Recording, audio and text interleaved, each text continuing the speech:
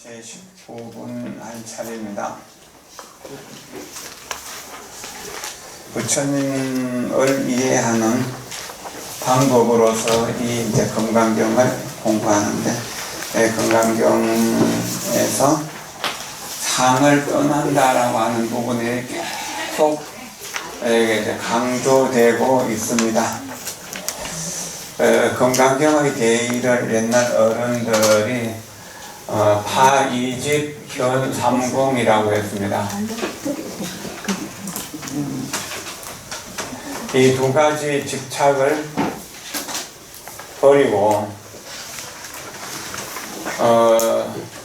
삼공의 이치를 드러낸다고 했습니다. 내 도반 중에서 이삼승이라고 하는 스님이 계시죠. 우리 산자음악회 할 때 대금 연주를 하시고 오른손을 못 쓰면서 오른팔을 못 쓰면서도 여러 가지 못하는 일이 없는데, 그 스님이 이삼이라고 하는 이름이 파이성삼이라는 뜻이라, 파이집, 아집, 나라고 하는 견해와 법집, 법이라고 하는 견해, 그 두 가지를 깨트린다, 없다라고 하는 것이죠. 없는 것을 보는 것이고 현삼공이다. 그럼 나라고 하는 것이 공하고, 또 나의 대상이라고 하는, 내가 보는 것, 듣는 것, 냄새 맡는 것, 맛보는 것, 촉감 느끼는 것, 생각으로 분별하는 모든 대상이 다 공하다. 그리고 공하다는 생각까지도 공하다. 그래서 아공, 법공, 구공이라고 그렇게 이야기합니다. 아집, 나에 대한 집착, 이게 이제 중생의 생명이거든요. 아집, 이게 제일 무서운 거예요. 모든 상황 속에서 자기를 내세우는 겁니다. 가령 우리 복지법원에서 보험금 낸 사람 명단을 쫙 내거든요, 해보에다가. 그럼 자기가 딱 받아보고 여기 내 이름이 있나 없나 그것부터 보는 거예요. 어디 가서 명단을 딱 보면 자기 이름이 있나 없나. 그리고 여러 사람이 사진 찍잖아요. 그랬을 때 단체 사진에서 보는 건 자기 이름만 보고, 그와 같이 모든 것을 자기 중심적으로 생각하는 겁니다. 이것이 나에 대한 집착의 모습이에요. 우리에게는 내가 좋아하는 사람이 있죠. 좋아하는 사람, 호감 가는 사람, 그것도 내가 싫은 사람이 있죠. 요 좋은 사람, 싫은 사람, 그저 무관심한 사람, 이런 세 종류가 있죠. 누구에게나 그렇잖아요. 요 좋은 사람은 아집에 집착한 거예요. 싫은 사람은 요 아집 때문에 내 견해하고 다르기 때문에 싫은 거예요. 근데 싫은 사람이라고 하는 요 사람이면 나에게는 싫은 사람인데 다른 사람에게 굉장히 소중한 사람이에요. 그러니까 이 사람은 좋은 사람인가 나쁜 사람인가? 근데 왜 내가 싫어하는가? 내 견해에 빠져있기 때문에 그래요. 아집이라고 하는 것은 항상 좋은 것을 보면은 내와 맞는 것을 보면은 탐욕을 일으킵니다. 요 싫은 것을 보면은 화가 나죠. 분노를 일으킵니다. 그러니까 탐진이 어디서 나옵니까? 집에서 나오잖아요. 문제가 여기 있거든요. 그런데 나라고 하는 것이, 봅시다, 내 몸이 과거 조상부터 내려오던 것이기 때문에 조상들의 몸이고, 자손 마음대로 내려갈 몸이기 때문에 자손의 몸이라고 하는 이야기는 여러 차례 말씀을 드렸죠. 그리고 내 몸이 숨을 쉬어야 되고, 그러니까 공기가 필요하고 흙이 필요하고 물이 필요하고 태양열이 필요하죠. 이 자연 모든 것이 있어야 내가 있으니까 나의 본래 모습은 우주 전체라는 겁니다.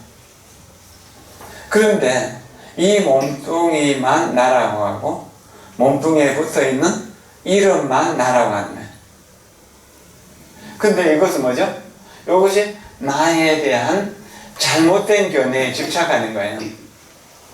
그런데 내가 나를 관찰해 보니까 나는 이 우주와 똑같다는, 그래서 무아라고 하는 말은, 무아, 나는 없다라고 하는 말은 무보라, 나 아니면 없다는 말로 이해해야 되는 거예요. 모두가 다 나라고 하면은 나만 내세울 그런 집착이 자연스럽게 없어지게 돼요. 가령 지금도 그런지 안 그런지는 잘 모르겠는데, 여러분들이 연애할 때 내 모든 것을 바쳐서 상대편에게 사랑을 구한다, 다 줄 때 그 사람의 견해가 내 견해가 되잖아요. 그것이 죽을 때까지 이어가는 싸움 한 번도 안 할 거예요. 근데 어느 때 내 견해가 나오기 시작하면 남편이 보기 싫어지는 거예요. 아내가 보기 싫어지는 거예요. 도저히 같이 살 수가 없어지는 거예요. 그러면은 이혼을 하는 이유, 부부 싸움을 하는 이유, 자식과 부모 사이에 싸움을 하고 뭐 소송까지 하는 경우들도 있잖아요.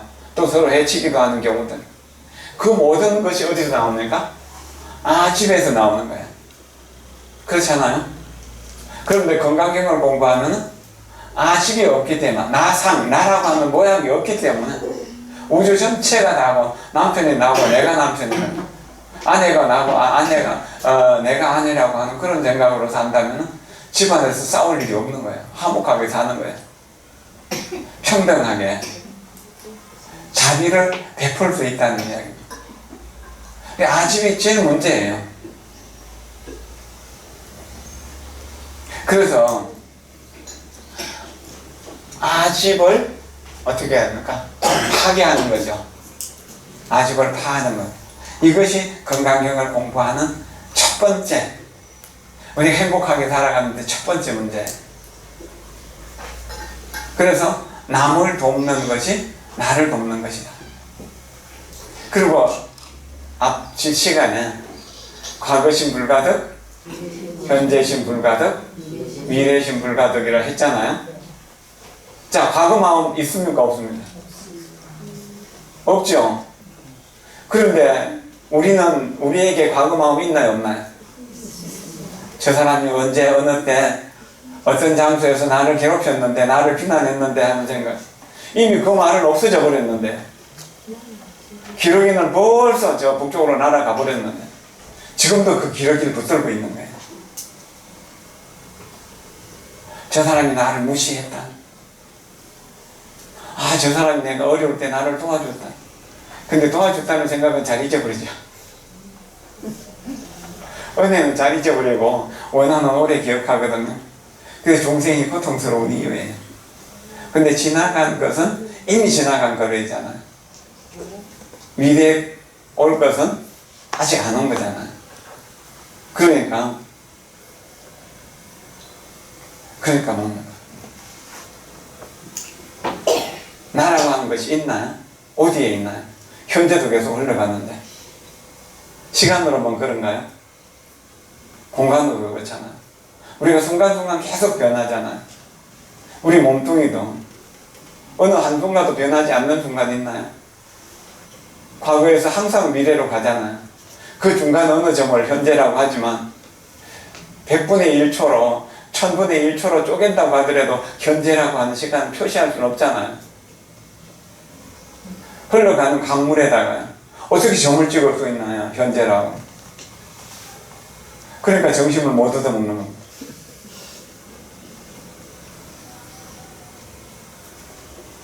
혹 그런 질문을 받는다면요. 과거심, 현재심, 미래심이 없는데 어떤 마음에 점을 찍을 것인가라고 묻는다면, 나 과거, 현재, 미래가 필요한 게 아니고 지금 배가 고파. 그렇게 대답하시고 먹으라고요. 그것이 지금 현재 온전히 깨어있는 일입니다. 그런다면 과거의 원한을 안고 있던 내 생각이 없어집니다. 그래서 내가 용서할 수 없는 사람은 없다. 내가 사랑을 베풀어야 될 사람, 내가 좋아하는 사람이죠. 이게 중생의 견해죠. 근데 좋아하는 사람은 내가 사랑을 안 베풀어도 나를 좋아할 거잖아. 근데 이 사람은, 싫은 사람은 어떻습니까? 내가 사랑을 베풀지 않는다면 그 사람은 항상 나의 적이 돼가지고 어디든지 가면 그 아무개 때문에 내가 지금 내 인생을 망쳤다, 나를 망신줬다, 나를 비난했다, 온갖 이야기를 하면서 다닐 거잖아요. 이 사람을 따라다니면서 이걸 막을 방법이 없잖아요. 그럼 어떻습니까? 나는 계속 괴롭죠. 그런 이야기를 들으면서. 그러니까 내 사랑을 필요로 하는 사람은, 나를 싫어하는 사람은, 내가 싫어하는 사람은, 그리고 내가 어디 갔을 때 정말 낯선 곳에 가서 어색한 분위기가 될 때 아는 사람, 조금이라도 아는 사람이 아는 체를 해주면 길을 잃고 헤매다가 길을 찾은 것 같잖아요. 캄캄한 어두운 밤 속에서 등불을 만난 것 같잖아요. 그러니까 무관심한 사람 있잖아요. 그저 그런 사람에게 사랑을 베풀어서 그 사람이 내 친구가 되도록, 싫어하는 사람이 내 친구가 되도록. 그 친구는 100명이라도 오히려 적은 것이고, 싫어하는 사람은 한 사람이라도 너무 많은 그렇지는 않아요. 그러면은 아집이 없어지면은 싫어한다는 마음, 좋아한다는 마음 없이 평등하게 땅이 씨앗만 뿌리면 모든 것을 키워주는 것처럼, 물이 모든 것을 씻어주고 살려주는 것처럼 생명의 윤기가 다 물에서 나오는 거잖아. 오랫동안 가물면은 저 나뭇잎도 물기가 하나도 없죠. 엄마가 며칠간 집을 비우면은 아이들이 얼굴이 거칠해지고 물기가 하나도 없어지잖아요. 윤기가 없어지잖아요. 그렇지 않습니까? 그러니까 엄마 역할이 중요한 거예요. 그건 물의 역할이에요. 근데 계속 장마가 돼갖고 비만 계속 오면 어쩌나. 그것도 문제죠. 그러니까 태양의 역할이 필요한 겁니다. 태양이 모든 생명체, 모든 잎사귀에 빛을 주어서 잎사귀가 동화작용을 해서 영양소를 만들고 그것을 뿌리로 보내서 그 뿌리가 또 땅속의 영양분과 수분을 뽑아서 이렇게 이제 가지를 키우고 잎사귀를 또 윤택하게 하고 그러잖아요. 그 태양처럼 모든 생명을 살려주고 비춰주고 밝게 하고 따뜻하게 해주는 역할. 그리고 공기처럼 항상 유동적이면서 모든 것을 살려내는 이런 역할을 아집이 없으면 할 수가 있습니다. 아집이 없어지면은 법집은 자연히 없어집니다. 나라고 하는 것이 없는데, 눈에 보이는 모든 것이 난데, 나와 혼별이 없는데 어떻게 색성향미 촉법이 존재할 수 있나요? 그 색성향미 촉법도 없는 거잖아요. 반야신경에서 모아니 리설신이 색성향미 촉법 그잖아요. 그러면 색성향미 촉법도 없는 것.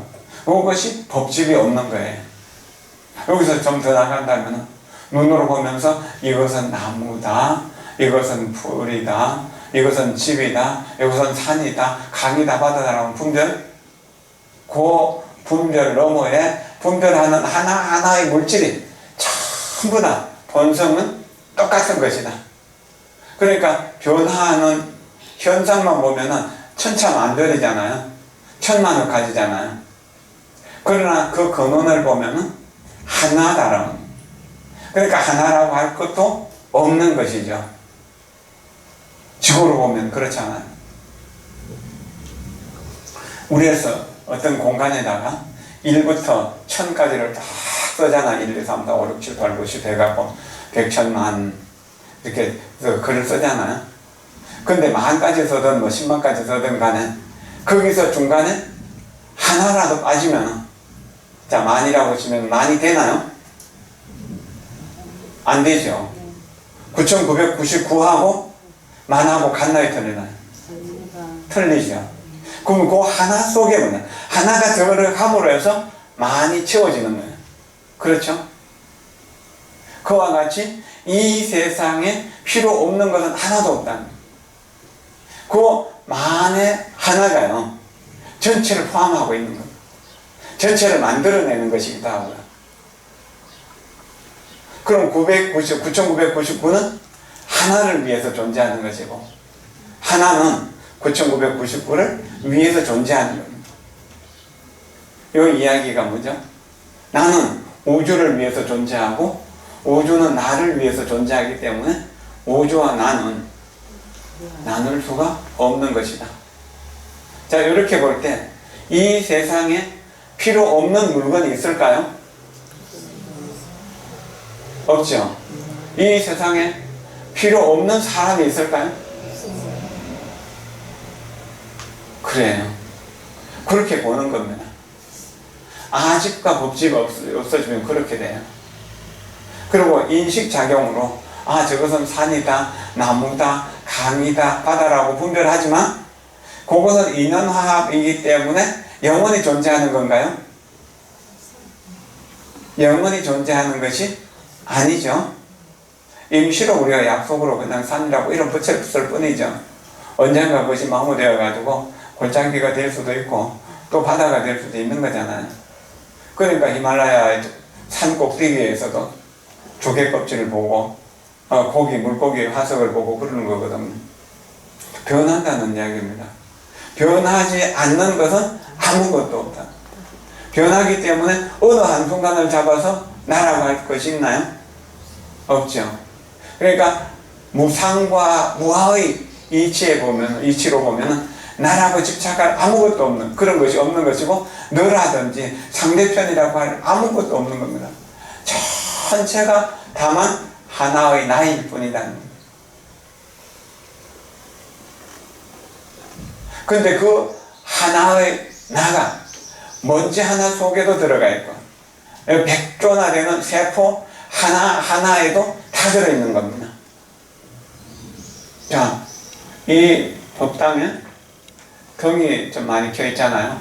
한 500-600등 켰는데 불을 다 켜고 또 이제 작은 등, 큰 등을 켜면은, 자, 요 등 하나가 비치는 공간이 얼만큼인가요?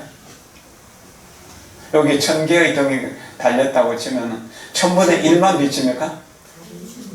아니죠. 그 등 하나하나가 이 방 전체를 비추죠. 그래서 이 방의 밝기는 이 등 하나하나 전체가 모인 것이죠. 그런 겁니다. 하나 속에 전체가 들어있다는 겁니다. 전체 속에 하나가 들어있다는 겁니다. 전체 속에 하나와 하나 속의 전체는 다르지 않다는 겁니다. 그러면은 상대에 대한 법이라고 하는 것은 눈으로 보는 것, 귀로 듣는 것, 뭐 그런 것들이라고 할 수 있습니다.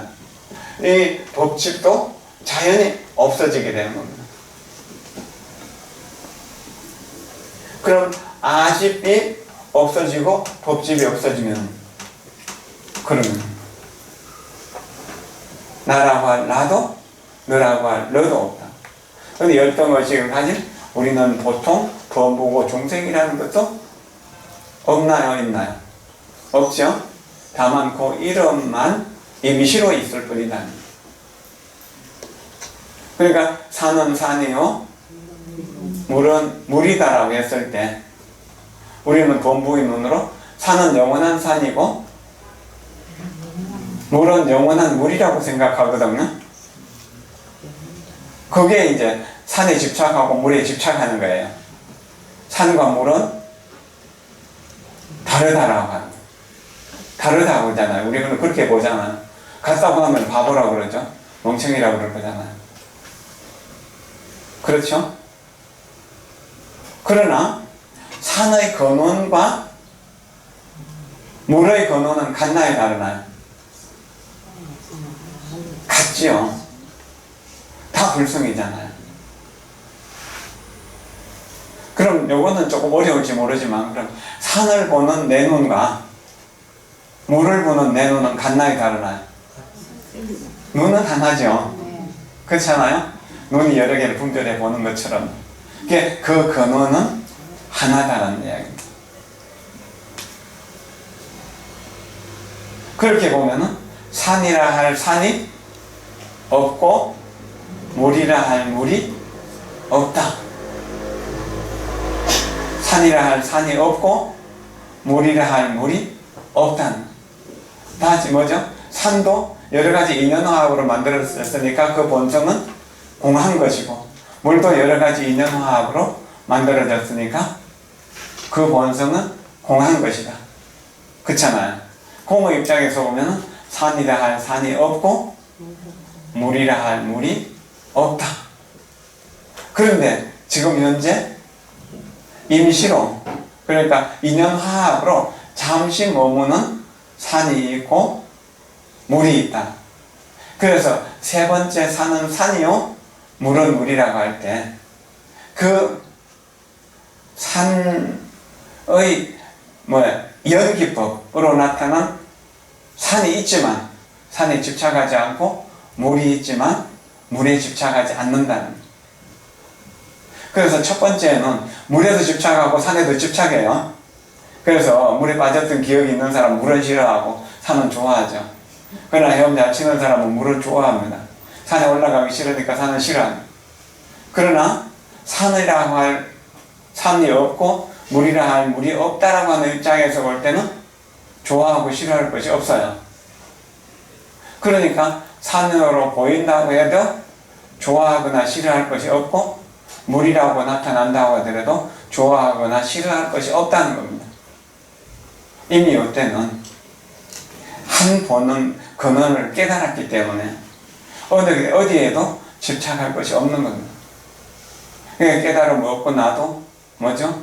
할아버지는 손주를 예뻐하고 가정을 이렇게 이끌어가지만 어느 하나에 집착하지 않는다. 집착하지 않기 때문에 우주가 함께 가야 할 바른 길, 선한 길로 함께 갈 수 있는 겁니다. 근데 집착하게 되면은 너만 예쁘고 나머지 손주는 예쁘지 않다고 보는 거죠. 너만 성공하면 되지. 남들이 성공하든가 말든가 상관없지. 그러나 집착을 버리고 보면은 내 손주나 내 원수의 손주나 내 집의 하인의 손주나 똑같이 보는 거예요. 자, 어떤 것이 진정 평화하고 행복일까요? 여기에 이제 오늘 공부할 대목에서 범부는 범부가 아니라 그 이름이 범부라고 했던 이유가 그겁니다. 그 이름뿐이다. 중생은 중생이 아니라 그 이름만 중생이라고 합니다. 중생의 본성이 부처의 본성과 똑같기 때문에 그 입장에서 볼 때 중생은 깨닫지 못한 부처고 부처는 깨달은 중생이다라고 이렇게 말합니다. 그럼 중생이라고 말해도 틀린 것이 아니고 부처라고 말해도 틀린 것이 아니라는. 오늘은 장사를 잘해서 돈을 벌었다. 그러는데 사기꾼에게 내 돈 다 날라가 버린 그런 이야기를 나무 이야기 하듯 할 수 있는 거예요. 옛날 이야기 하듯 할 수 있는 겁니다. 왜? 집착이 없기 때문에. 그저 나가도 나쁠 것이 아니고 들어와도 좋을 것이 아니다는. 그러나 아집이 생기고 나면은 나는 항상 좋아야 돼. 근데 항상 좋기만 한가요? 그렇진 않죠. 그래서 잃게 되는 본성도 공하고 얻게 되는 본성도 공하다. 좋아하는 본성도 공하고 미워하는 본성도 공하다. 그렇기 때문에 그저 하나하나 진리의 다른 모습일 뿐이다. 진리의 다른 모습이다. 살아오는 동안 많은 경험들을 하셨죠? 참 많은 경험들을 하셨잖아요.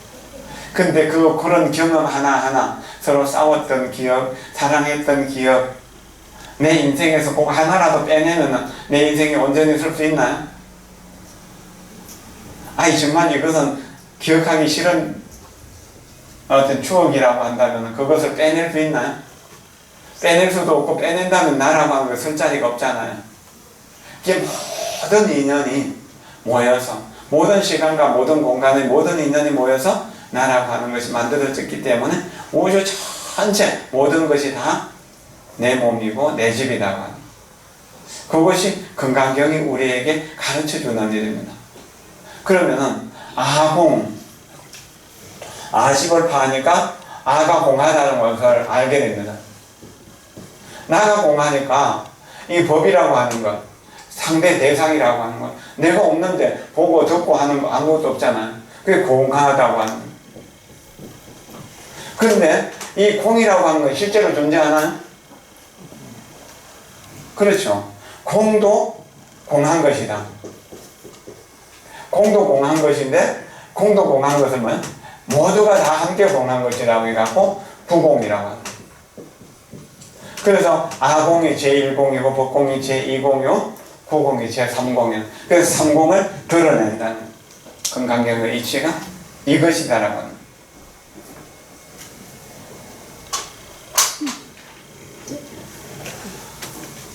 글자로 따라가 볼까요? 제19분 수고리야 어떻게 생각하느냐? 만약 어떤 사람이 삼천대천세계 가득한 칠보로서 보시에 쓴다면 이 사람이 이 인연으로 복을 얻음이 많겠느냐? 그렇습니다. 세존이시여 그 사람은 이 인연으로 복을 얻음이 매우 많겠습니다. 수고리야 만약 복덕이 실다움이 있을진데 여래가 복덕을 얻음이 많다고 말하지 않았겠지만 복덕이 없으므로 여래가 복덕을 얻음이 많다라고 말하였느니라. 아집의 입장에서 본 겁니다. 내가 보시를 했기 때문에 내가 투자한 만큼의 어떤 이익을 얻는 거잖아요. 그것을 복덕이라고 하는데 근원에서 볼 때 복덕이라고 하는 게 있나요?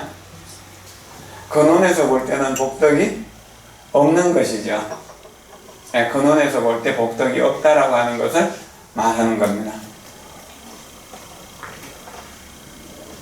그럼 복덕이 없다는 말은 진정으로 복덕이 없다는 말일까요? 그것은 인연화합으로 만들어진 것이기 때문에 인연의 법 안에서는 복이 많은 거예요.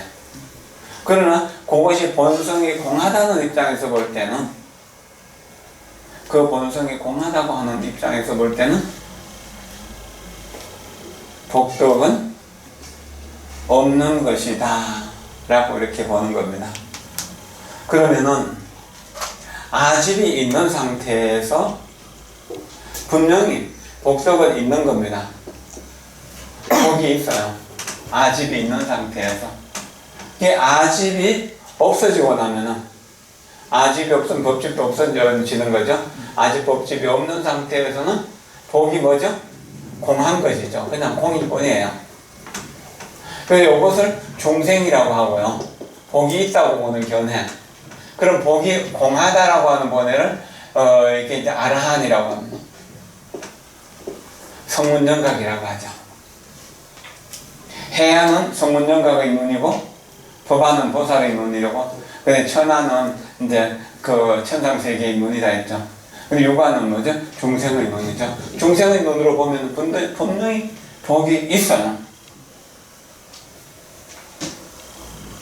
그래서 내가 투자를 할 때 중생의 눈으로 보면 분명히 여기 투자하면 돈을 많이 벌 거야 하는 곳에만 투자를 해요. 내가 믿음이 가는 종교에, 내가 믿음이 가는 성직자에게, 또 내가 좋아하는 불사에 동참을 해요. 그러나 아라하는 입장에서는 이미 아공, 법공이 되었기 때문에 투자라고 하는 개념이 없어요. 그래서 아라하는 가난하다고 해요. 그러나 장님이 여기도 허우적거리고 저기도 허우적거리는 것보다는 눈 뜨고 가난하게 사는 것이 좀 낫다. 그래서 아라한이 좀 낫다고. 근데 구공이 되었을 때 모든 중생은 바로 나의 다른 몸이다 하는 줄 알기 때문에 끊임없는 보살행을 하는 것입니다. 이쪽은 뭐죠? 아라한의 경지입니다. 근데 구공은 이것은 보살의 경지입니다.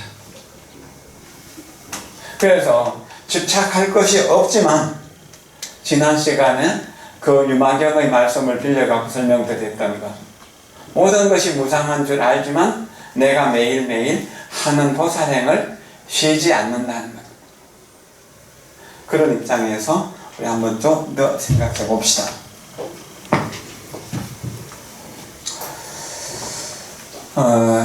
하무덕통스님 말씀을 좀 생각해 봅니다.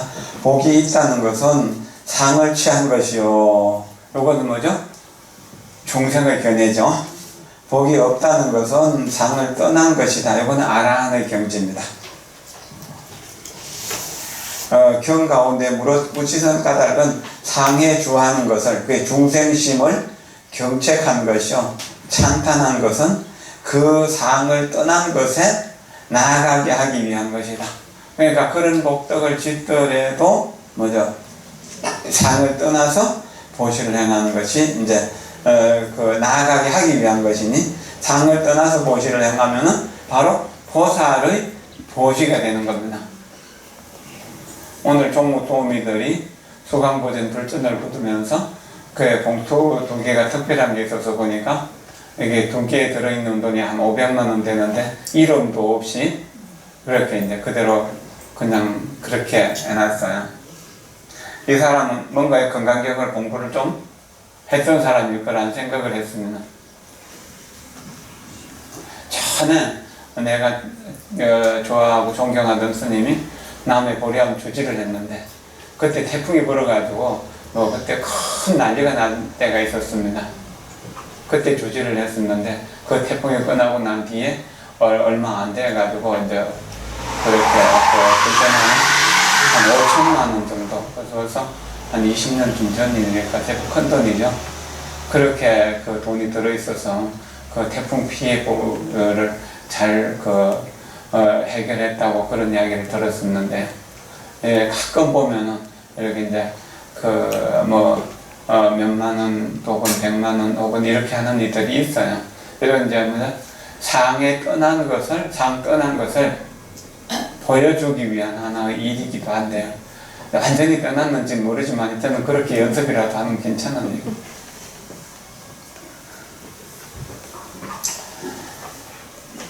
그러면은 상을 떠나서 보시를 행하면은 이는 참다운 수행이 된다. 그러면은 복을 얻기 위해서 하는 수행은 가짜 수행이라는 이야기죠. 그러나 가짜 수행이 익숙해지지 않으면은 참 수행도 이룰 수 없는 것입니다. 그러므로 한라무릇 보시를 말하는 것은 비단 경이 수성함을 비교하여 헤아릴 뿐만 아니라 대개 상의 주함을 책망한 것이다. 온 중생의 하열한 견해다. 그것을 꾸짖는 것이죠. 앞에서 상에 주한 것을 책망한 고로 보배를 베푼 복덕이 세제 유로에 다 돌아간다. 그러니까 세소가 1, 그건 뭐야? 쏘면 없어지는, 새는 그릇에 물을 붓는 것과 같은 것이죠. 없어지는 것이. 가거니와 여기서는 바로 무상무주를 가리킨 까닭으로 보배를 베푼 복덕이 진정 무루로 돌아가게 했다. 앞에서 이 이야기가 여러 차례 나왔잖아요. 제4번부터 시작해가지고 제7분에서 또 나오고 11분에서 또 나오고 14, 12, 11분, 15분, 16분 계속해서 나오잖아요. 그것이 이런 것들을 이야기하는 거예요. 그런데 진정한 무루복, 무위복, 뭔가를 바람이 없이 하는 거예요. 저 나무가 꽃을 피울 때 그 꽃을 보는 사람을 위해서 피울까요? 그런 생각이 없죠.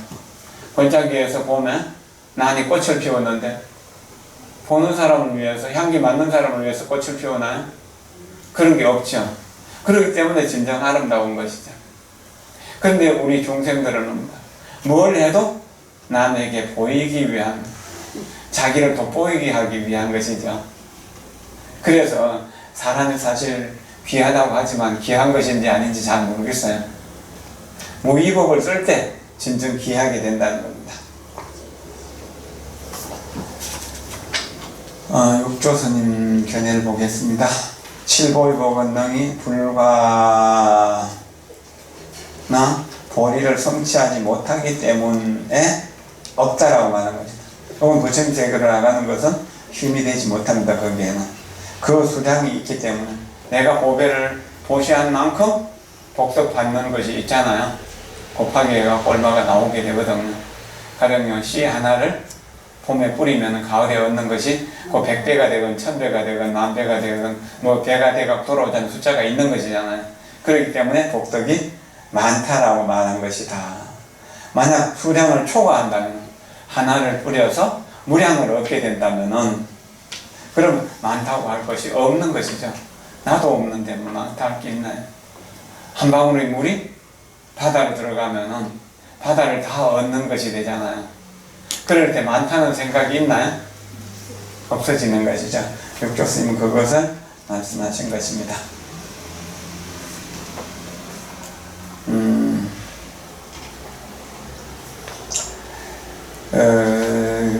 무비스님 말씀도 보겠습니다. 이 무상무주의 반야를 온 법계에 널리 펴서 법계에 있는 중생들을 다 제도한다. 보살이 수행하는 육도만행의 요체는 상에 머물거나 집착하지 않는 데 있다. 우주에 가득한 칠보로서 사람들을 위하여 베풀었을지라도 그 마음 가운데 베풀었다는 의식이 남아있으면 그것은 유루복이 된다. 그러나 그 마음의 베품에 대한 의식이 없으면 모두가 청정한 무루복이 되어서 이 우주를 덮고도 남는다. 자성의 반야복은 본래로 모양이 아니다. 고정된 모양이 아니므로 비로소 그 복덕이 많다고 할 수 있다. 사람 모두 건강반야의 복을 가졌으므로 이 범부인이 성인이니 하는 분별이 있을 수 없다. 법계에 있는 중생을 다 제도하는 법이 여기에 있다. 그래서 부처님이 깨달은 법이 있다든지 또는 얻은 부처님이 있다든지 하는 생각이 없다고 제 7분에서 이야기했던 거고요. 또 그 뒤로 계속해서 그 이야기를 하고 있는 겁니다. 그럼 부처님은 또 어떤 모습인가라고 하는 부분을 다음에 이야기를 할 겁니다. 여기 무비스님 말씀한 부분에서 모두 그 베품 반야, 자성의 반야복은 본래로 모양이 아니다. 그 모양이 아닌 것을 복덕이 많다고 할 수 있다라고 한 것이죠. 근데 우리가 아공이다라고 하는, 법공이라고 하는 것은 뭐죠? 본래 내 모습이라고 하는 겁니다. 그러면은 아집이라고 하는 집, 법집이라고 하는 집, 요 집은 뭐죠? 병입니다. 요 병이 들어있기 때문에, 집착이라고 하는 병이 들어있기 때문에, 그러면 어째 병 들면은 아프나요, 안 아프나요? 아프죠? 그래서 고통을 받는 겁니다. 우리가 고통을 받는 거예요. 그런데 아집과 법집, 집착을 버려서 공을 얻게 되면은 아라한이라고 하는데, 아라한은 고통이 있나 없나요? 고통이 없죠. 고통이 없는 아라한이 요 중생들을 보니까 집착 때문에 중생이 됐잖아요. 그러니까 이제 중생을 버리는 보살의 삶, 공공의 상태, 구공의 상태에서 뭐죠? 중생과 부처의 차별이 없는 상태에서 중생이라고 하는 이름 속에 붙어 있는 집착이라는 때 병의 원인을 치유해 주는 것, 이것이 보살의 바라밀이라고 하는 겁니다. 이해되셨습니까? 네, 그렇게 이해를 하십시오. 그러면은 아라한의 경지에 머물러 있으면 어떻게 되나요? 중생을 제도할 생각이 없죠.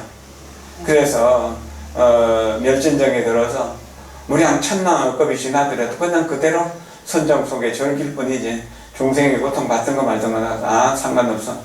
그렇게 하는 거예요. 혹 아라한은 아니라도요, 남이 죽든 말든 관심 없는 사람들이 많죠.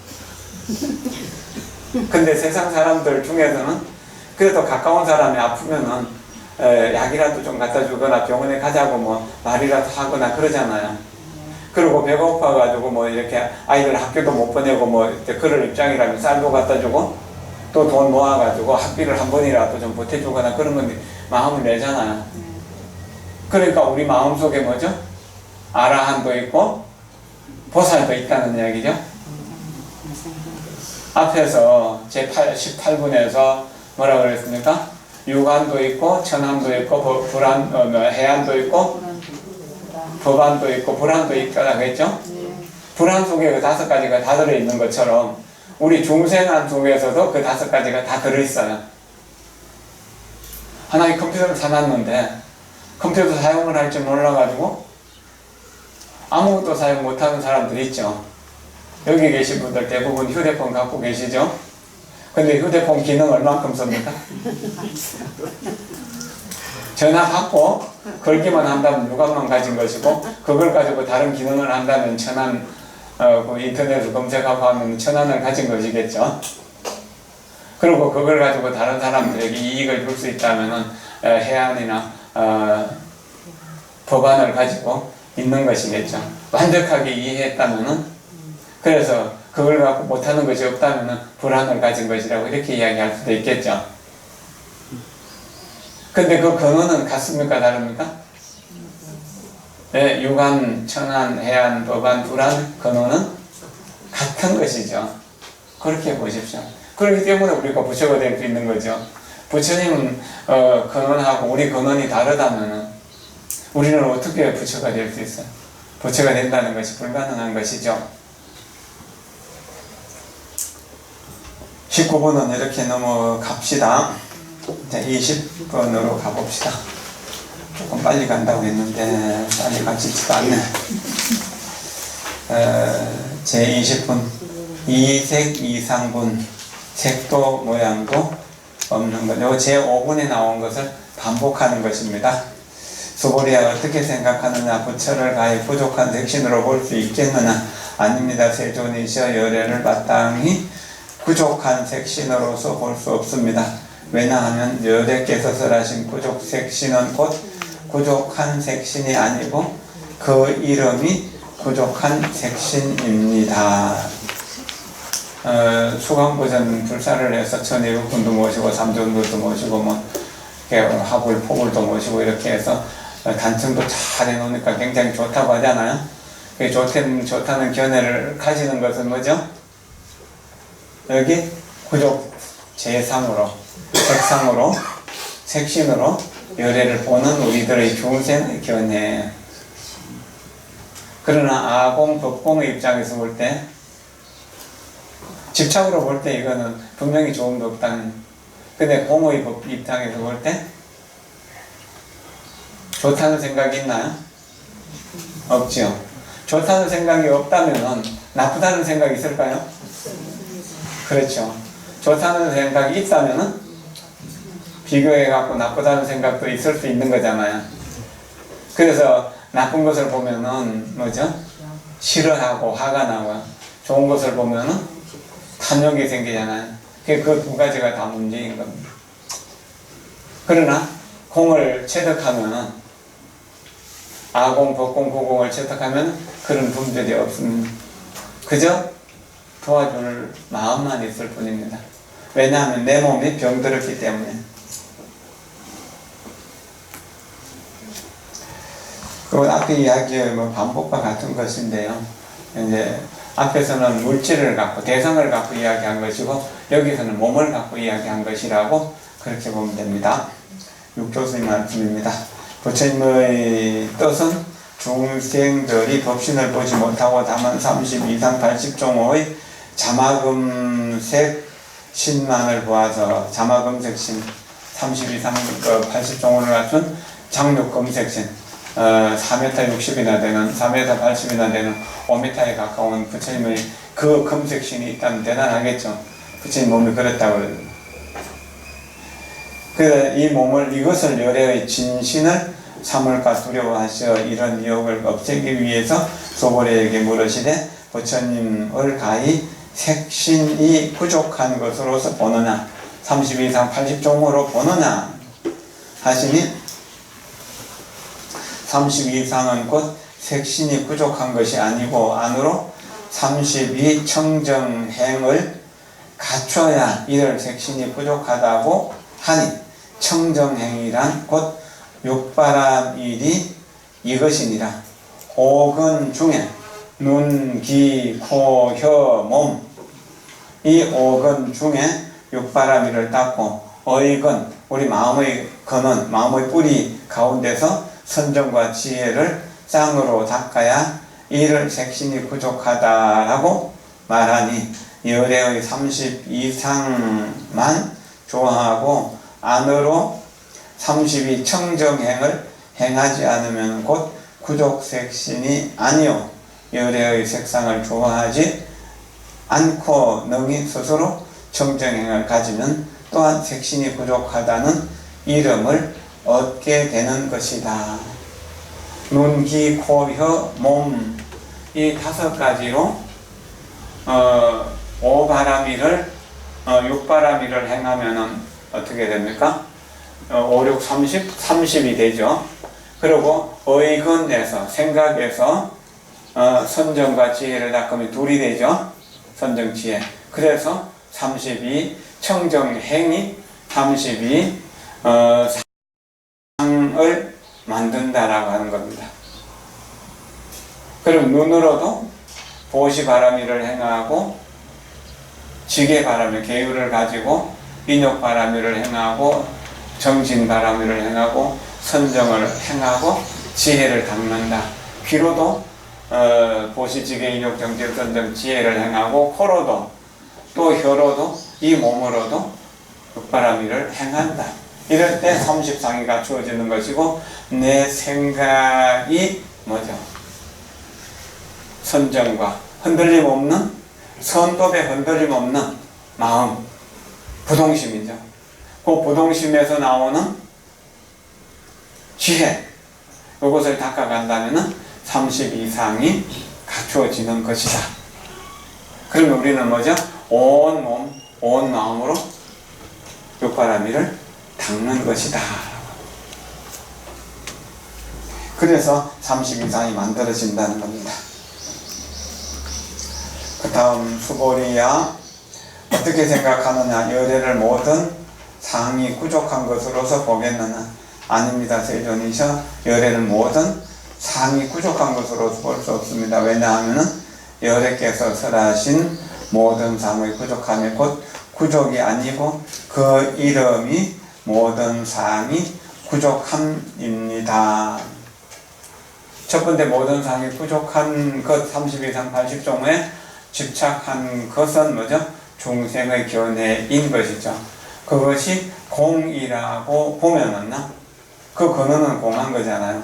지금 육신도 결국 소멸도 없어졌잖아요. 인연화합으로 이루어졌기 때문에 그 인연화합으로 이루어진 것이라 실체가 없는 것이라고 보는 것은 아라한의 견해죠.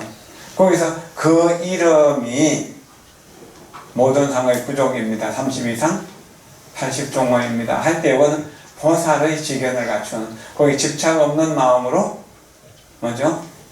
보시를 행하고 지계를 행하고 인욕을 행하고 선정과 지혜를 행하는 겁니다. 정진, 선정, 지혜를 행하는 그런 육바라미를 행하는 것이다.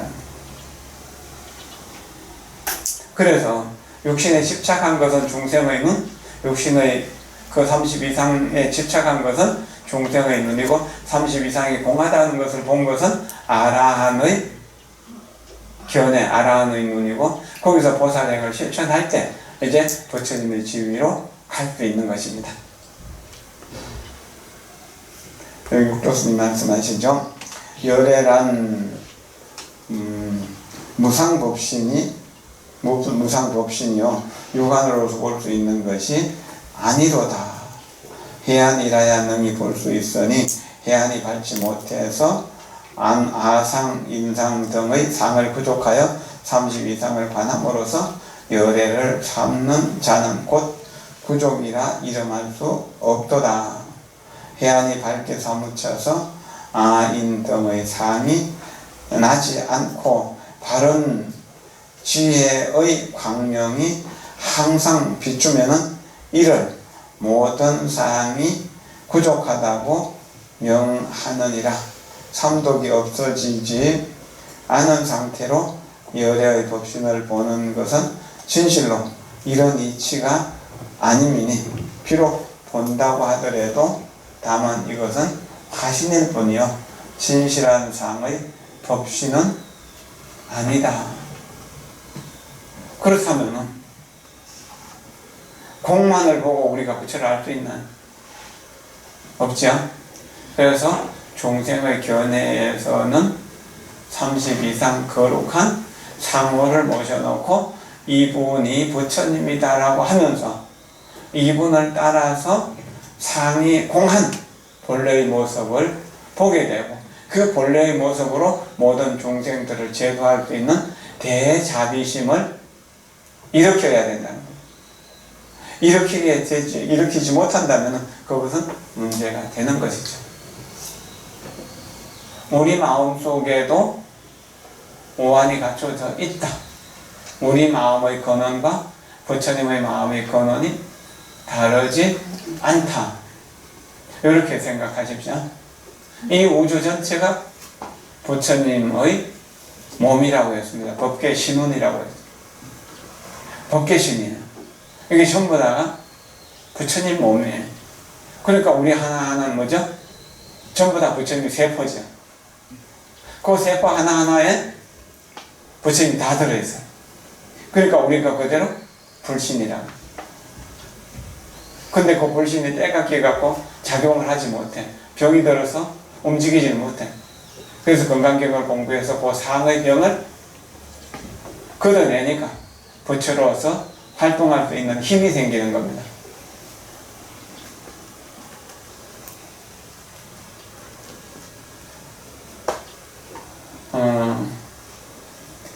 경전을 공부하면서 또 명상을 하면서 기도를 하면서 이렇게 이제 꾸준히 이런 생각들을 하면서 살아오니까 저 스스로 가만히 생각하면은 내가 부처님 법을 만났기 때문에 손해보는 것 때문에 눈물을 흘릴 일도 없고 이익 보는 것 때문에 너무 거기에 현혹되지도 않는다. 그래서 비교적 자유롭게 살 수 있다. 남들이 좋다고 하는 것을 얻게 된다고 하더라도 크게 거기에 푹 빠지지 않고 나쁘다고 하는 것을 얻게 된다고 하더라도 내가 그것을 싫어서 피하지 않는다. 그렇게 되면서 세상을 보는 안목 전체가 나에게 도움을 주러 오는 사람에게도 나는 도움을 주고 나를 해치러 오는 사람에게도 나는 도움을 준다는 그런 마음으로 사라지게 되는 겁니다. 그리고 그렇게 될 때 조금씩 내 스스로가 아웅다웅하던 그런 것이 없어지게 되고 남들하고 안 싸우면서도 또 그렇게 눈물을 흘릴 만큼 감동적인 일도 안 생기고 그렇다고 낙담해갖고 죽을 만큼 그런 어떤 시리에 빠지지도 않는 그런 평온한 삶을 살면서 어떤 일을 해가 되고 어떤 일들이 반듯하게 바르게 되어 간다는 거지. 오늘 나누어준 유인물을 한번 읽고 마쳤으면 좋겠습니다. 여기에도 모비스님 견해를 붙였는데 모비스님 말씀 좀 들어보셔서 짧게 붙였습니다. 모든 형색과 형상과 그에 따른 모든 인식을 떠나야 열애를 본다. 그 인식, 그 형상과 형색에서 나오는 인식은 중생상이기 때문에 중생상을 떠나야 열애를 보는 거죠.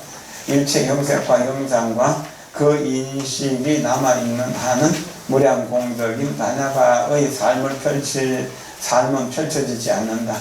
열애의 30 이상 80 종호가 아무리 훌륭하여도, 그리고 열애의 설법이 아무리 위대하여도 그것은 모두가 눈과 귀를 멀게 하는 것, 색상에 눈이 멀면 법계에 충만해 있는 열애는 보지 못하리라.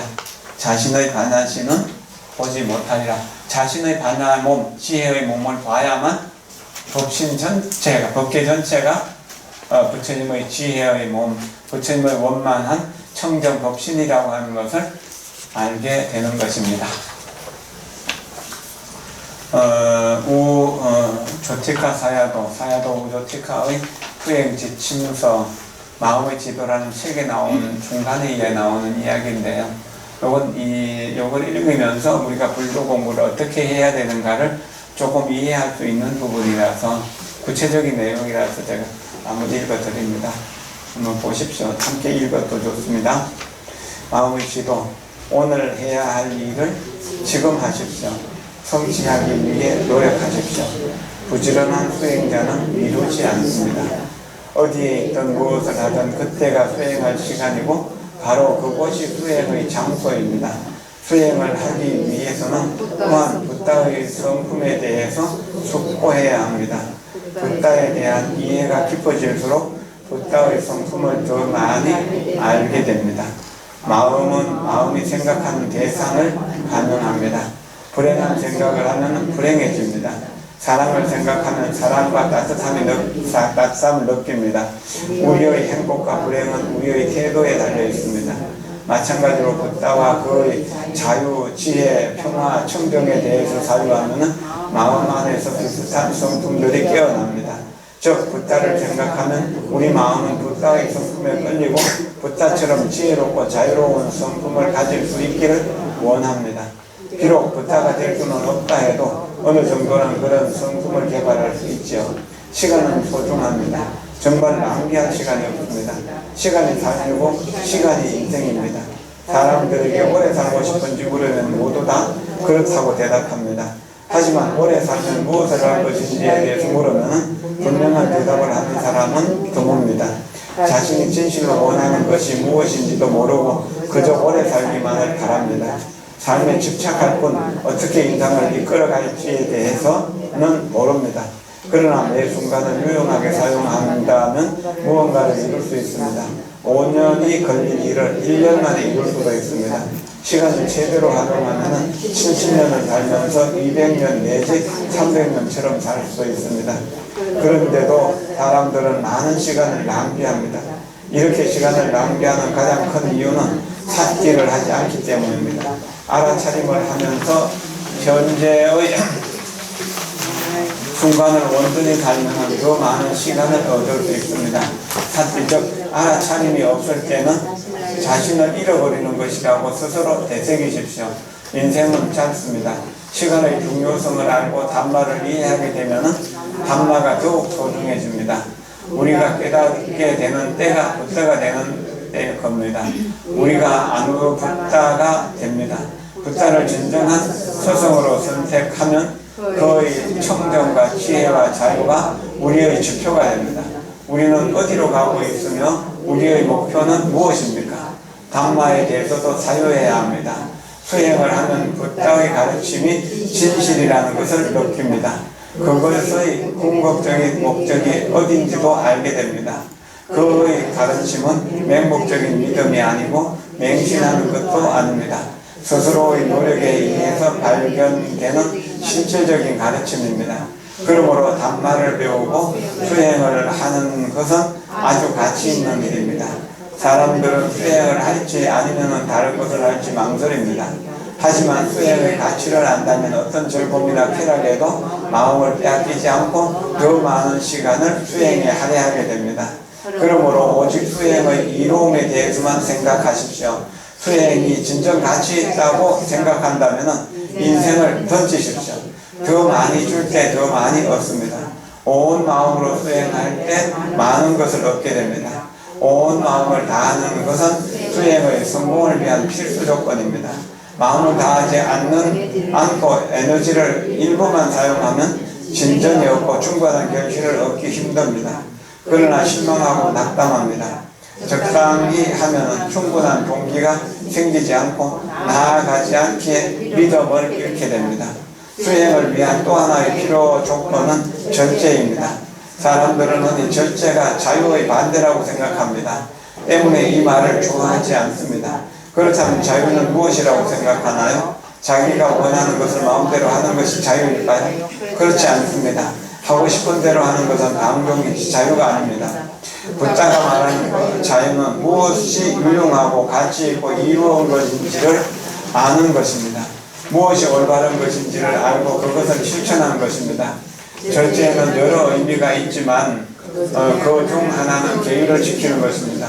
왜 계율을 지켜야 할까요? 아시다시피 일반인에게는 5개나 8개가 있고 비구들에게는 200가지가 넘는 계율이 있죠. 그런데 대부분 계율을 지키라고 하면 옴짝 달싹도 할 수 없고 아무것도 할 수 없다고 생각합니다. 즉 자유를 빼앗는 것으로 생각하죠. 정말 그럴까요? 그렇지 않습니다. 처음에 계율을 같이 지키려고 할 때는 매우 힘들고 불편하게 느껴지지만 점차 시간이 지나면 계율과 함께 살아가는 법이 자연스레 터득됩니다.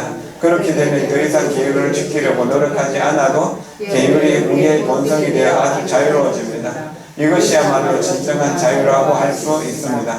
반면 계율을 지키지 않는다면 어떻게 될까요? 살생하고 도둑질하고 간통하며 거짓말하고 술을 마시고 마약을 취한다면 어떻게 되는 것일까요? 계율을 지키지 않는 것은 한마디로 자신을 존중하지 않는 것입니다. 우리는 사실 무엇이 옳고 그런지를 알고 있습니다. 알면서도 욕망과 정오와 감각적인 쾌락에 굴복하기 위하여 부적절한 행동을 하는 것입니다. 그러므로 계율을 지키지 않는 것은 자신을 해치는 것입니다.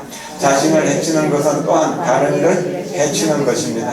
자신을 해치지 않고 다른 이를 해칠 수는 셀 수 있는 방법은 없습니다. 저는 사소한 일에서 그 진실을 깨달았습니다. 오래전에 수행처에 머무는 때의 일입니다. 그때는 우기여서 비가 자주 내렸습니다. 제가 머무는 오두방 앞에는 발판이 놓여 있는데 비만 오면 그곳에 개 한 마리가 와서 앉아있곤 했습니다. 물론 비를 피하기 위해서 오는 것이었죠. 문제는 그 개가 문을 가로막고 앉아 제가 문을 열고 나가려 할 때마다 거치적거려서 아주 불편하다는 것이었습니다. 그날도 그 개는 발판에 납작 엎드려서 발자 좋게 잠들어 있었습니다.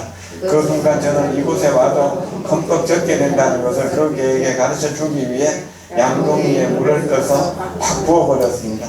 그런데 개에게 물을 붓는 순간 삿비가 일면서 내 마음을 보았습니다. 내가 지금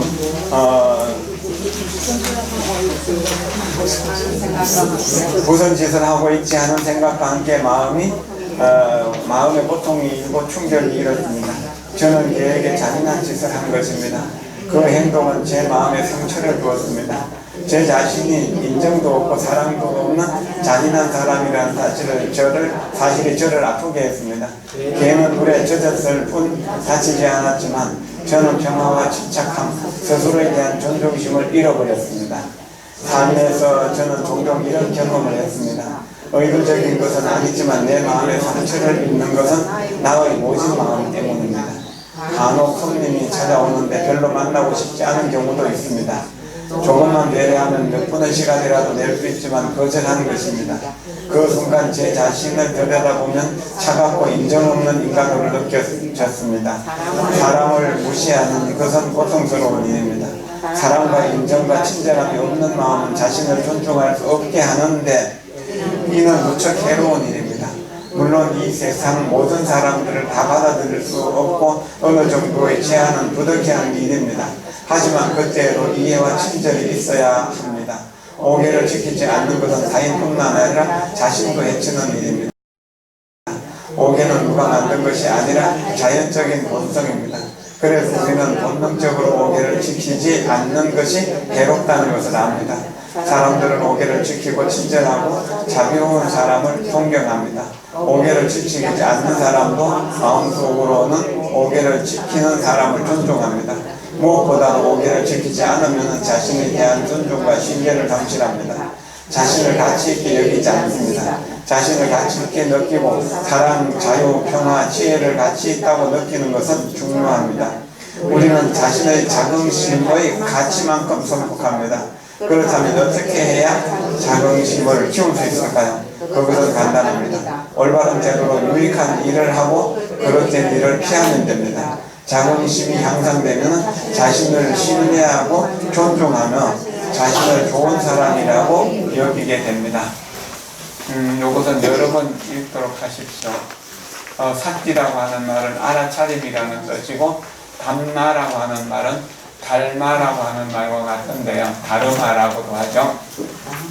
범어로 할 때는 다르마가 되고, 팔리어로 할 때는 담마가 됩니다. 그래서 담마 혹은 담망이라고 그렇게 이야기하거든요.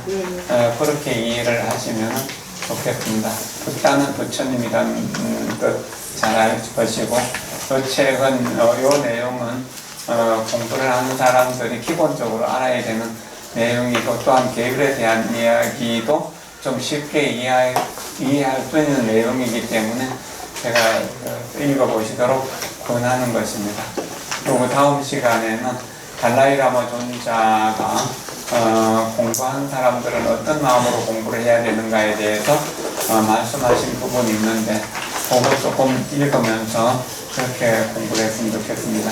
작년에 제가 간음사에서 3천만 원을 슬판금을 내가지고 그 작년에 보살 3개월을 설했었습니다. 그리고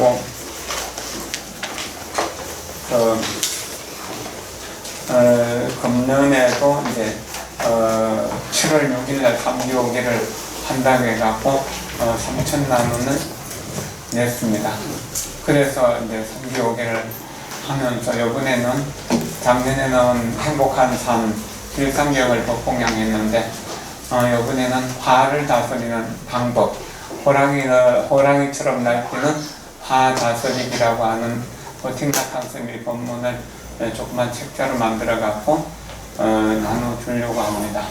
그리고 그거에 대해서 이야기할 수 있는 기회가 된다면은 그 이야기를 조금 했으면 좋겠는데, 거기서 한 번 두 번 이야기하는 것 갖고는 안 되고 꾸준히 반복해서 연습해야 됩니다.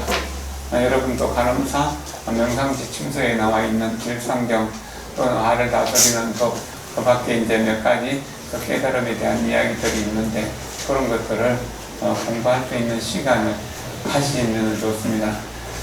모든 것은 하나로 돌아가지만 하나만 얻어서 모든 것이 다 이루어지는 것은 아니거든요. 여러 가지를 하되 하나의 목표를 위해서, 나도 부처님과 같은 위대한 능력을 본래 가지고 태어났다.